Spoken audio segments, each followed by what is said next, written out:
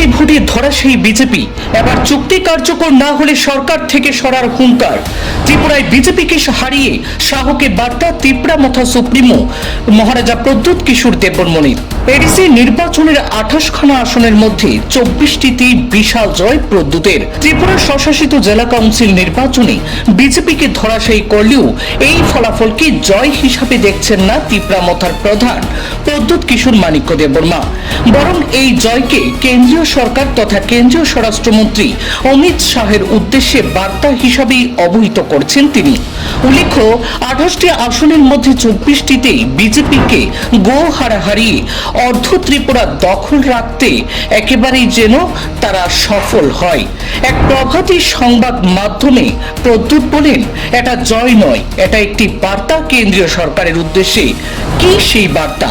প্রশ্নোত্তরে প্রদ্যুৎ বলেন, যে চুক্তির ভিত্তিতে বিরোধী দল থেকে ত্রিপুরা সরকারে সামিল হয়েছিল ত্রিপুরামথা, সেই চুক্তি এখনো বাস্তবায়িত হয়নি।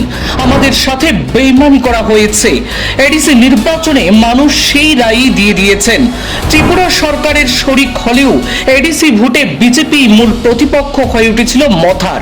চুক্তি হওয়ার বছর 2 কাটতে চললেও তা বাস্তবায়িত না হওয়ায় ক্ষোভ ছিল মানুষের। আর সেই আগুনেই ঘি ঢেলেছিল ত্রিপুরার বর্তমান মুখ্যমন্ত্রী মানিক সাহার বেশ কিছু মন্তব্য। মানিকের সেসব কথা টেনে শনিবার প্রদ্যুৎ বলেছেন, মুখ্যমন্ত্রী যেসব বিবৃতি দিয়েছিলেন মানুষ তার বিরুদ্ধেই রায় দিয়েছে। সরকারের শরিক থাকবেন আবার বিজেপির বিরুদ্ধে লড়াই করবেন, এটা কেমন সমীকরণ? প্রদ্যুতের জবাব, আমরা এখন দেখব কেন্দ্রীয় সরকার কি ভূমিকা নেই। যদি আমাদের দাবি মানা হয় তাহলে সরকারে থাকবো, না হলে টাটা বাই বাই। কয়েকদিনের মধ্যেই আমরা আমাদের পরবর্তী সিদ্ধান্ত নেব। পশ্চিমবঙ্গের নির্বাচন মিটে যাওয়ার পরেই আমরা আমাদের অবস্থান জানাবো। কেন্দ্র যদি বলে আলাদা রাজ্য, তাহলে আমরা সরকারের সাথে থাকব, না হলে সরকার থেকে বেরিয়ে এসে আলাদা ত্রিপুরার দাবি তুলব। আর এমত অবস্থায় যে আমাদের পাশে থাকবে তাকেই আমরা সমর্থন করব সরকার গঠনের ক্ষেত্রে।